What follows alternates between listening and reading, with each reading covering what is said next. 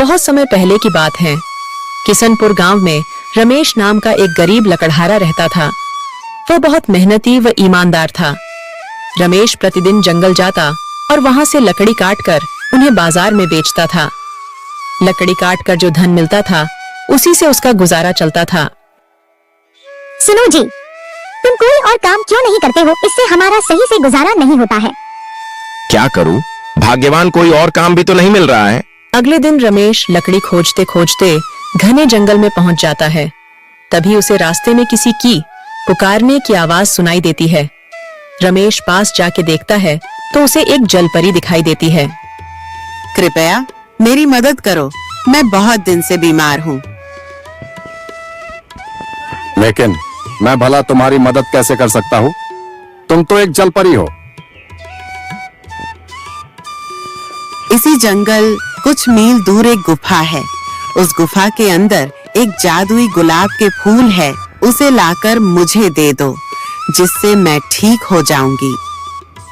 रमेश जलपरी की बात मानकर उस जादुई गुलाब की तलाश में चल देता है। कुछ समय चलने के बाद वह उस गुफा के पास पहुंच जाता है। रमेश गुफा के अंदर जाता है। जैसे ही रमेश फूल तोड़ने वाला होता है, तभी उसमें से एक जिन निकलता है। मूर्ख मानव, तुम यह जादुई फूल नहीं ले जा सकते जब तक तुम मेरे 2 प्रश्नों के उत्तर नहीं दे देते।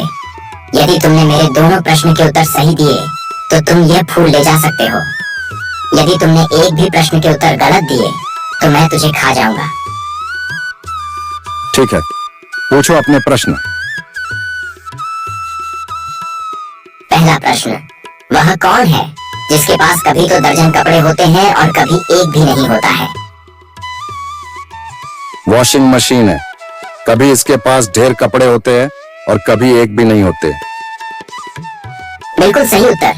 दूसरा प्रश्न, वह क्या है जो है तो सोने की मगर सोने से भी सस्ती है? रमेश कुछ देर सोच में पड़ जाता है। इसका उत्तर चारपाई है। यह है तो सोने की मगर सोने से भी सस्ती है।